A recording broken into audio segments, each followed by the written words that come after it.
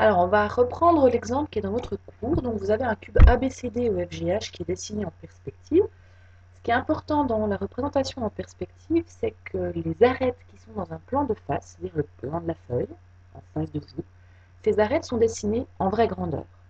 Donc, c'est le cas de l'arête HG, EF, AB par exemple, qui sont donc en vraie grandeur.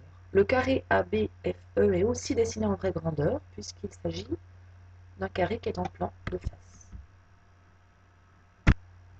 Vous voyez aussi que des droites qui sont parallèles dans la réalité restent parallèles euh, sur le dessin en perspective.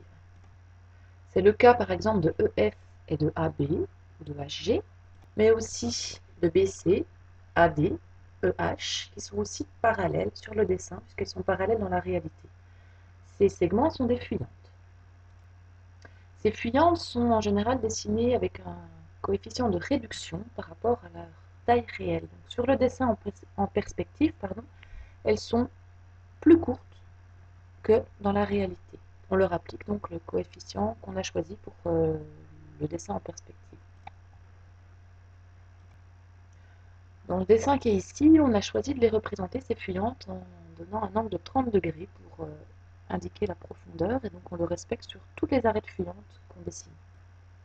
Alors, dernière chose, vous voyez que les points qui sont alignés dans la réalité restent alignés sur le dessin en perspective. C'est le cas par exemple de E, I qui est le milieu des diagonales là, rouge et bleu, et G.